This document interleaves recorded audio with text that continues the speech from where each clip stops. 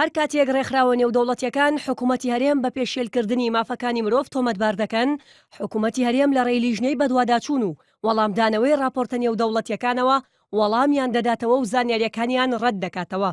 ئەمە سەرەتا و کۆتایی ئەو چیرۆکەیە کە ڕێکخراوە نێودەوڵەتیەکان ناو بەناو لەسەر پێشێلکردنی مافەکانی مرۆڤ لە هەرێم بڵاوی دەکەنەوە بەبێ ئەوەی ئەنجامەکان بۆ زۆربەی هاوڵاتیان ڕوون بن. لە نوێترین راپۆرتیدا ڕێکخراوی لێبوردنی نێودەوڵەتی ئەمنستی ئینتەرناشناڵ ڕەخنەی لە حکوومەتی هەرێم گرتووە لەسەر دەستگیرکردنی ژنێکی ئێزدی هەڵاتووی ژێردەستی داعش. ڕێکخراوەکە دەڵێت بەسمە دەروێش ژنێکی تەمەن 34 ساڵە و لە ئۆکتۆبەری ساڵی 2014ەوە دوای هەڵاتنی لە دەستی داعش بەبێ دادگایی کردن لە هەولێر زیندانی کراوە. ڕێکخراوەکە دەژڵێت ئەو ژنە ئێزدیە لەلایەن دەسەڵاتدارانی هەرێمەوە بەوە تۆمەتبار کراوە کە هاوکاری چەکدارانی داعشی کردووە و دەستی هەبووە لە شەهیدبوونی 3 پێشمەرگەدا.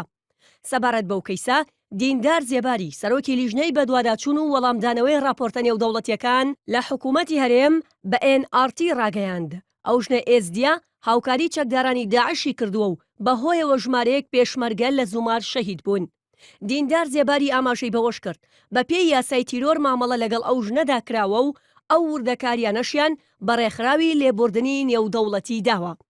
سەرۆکی لیژنەی بەدواداچوون و وەڵامدانەوەی راپۆرتە نێودەوڵەتیەکان لە حکوومەتی هەرێم وتیشی ڕێکخراوی خاچی سووری نێودەوڵەتی و نەتەوەیە گرتووەکان و برایەکیشی سەردانی بەسمە دەروێشیان کردووە و حکوومەت لەسەر ئەرکی خۆی پارێزەری بۆ دابین کردووە و لە ئێستادا دۆسیەکەی لە دادگایە.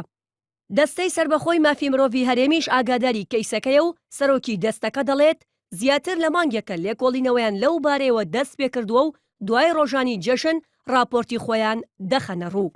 زیابترۆز بە NRT ڕاگەیاند بە پێی بەڵگەکان ئەو ژنە هاوکاری چەکدارانی داعشی کردووە، بەڵام تا ئێستا نازانن لە سەرویسی خۆی یان لە ژێر فشار و هەڕەشەی چەکدارانی داعشدا هاوکاری کردووە. ڕێکخراوی لێبوردنی نێودەوڵەتیش لە راپۆرتێکدا ڕایگەیاندووە زیندانیکردنی ئەو ژنە ئێزدیە بە تۆمەتی هاوکاریکردنی داعش و بێبەشکردنی لە هەموو مافەیاساییەکان کارێکی ترسناکە، لە کاتێکدا حکوومەتی هەرێم خۆی بە شێوەیەکی بەردەوام ئیدانەی کردەوەکانی داعش دەکات. لە ماوەی ڕابردوودا ڕێکخراوی لێبوردنی نێودەوڵەتی و ڕێکخراوی چاودێریکردنی مافی مرۆڤ و وەزارەتی دەرەوەی ئەمریکا چەندین جار حکوومەتی هەرێمیان بە پێشێلکردنی مافەکانی مرۆڤ و بەرتەسکردنەوەی ئازادی ڕادەربڕین لە هەرێمدا تۆمەتبار کردووە.